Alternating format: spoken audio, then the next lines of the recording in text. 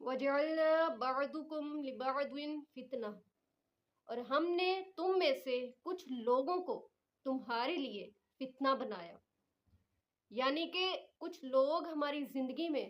صرف اللہ تعالیٰ کی مصلحت کی خاطر ہوتے ہیں، یعنی وہ ہمیں ایسا کوئی سبق دے جاتے ہیں جو ہمیں ساری زندگی یاد رہتا ہے، یا اللہ تعالیٰ ان کے ذریعے ان کے سبب سے ہماری ایسی کوئی مدد فرما دیتے ہیں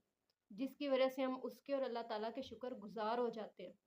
ہر انسان ضروری نہیں آپ کے لیے اچھا ہی ہو سکتا ہے وہ آپ کے لیے فتنہ ہو سکتا ہے وہ اللہ تعالیٰ کی طرف سے آپ کے لیے آزمائش ہو. جیسے کہ جب کوئی انسان کسی کو تکلیف دیتا ہے تو کچھ لوگ صبر کرتے ہیں، کچھ شکر کرتے ہیں، اور کچھ لوگ اللہ تعالیٰ سے شکوے شکایت کرنا شروع کر دیتے ہیں. تو جو صبر کرتے ہیں اور شکر کرتے ہیں اللہ تعالیٰ کے نزدیک مقرب ہو جاتے ہیں، جبکہ دوسرے جو لوگ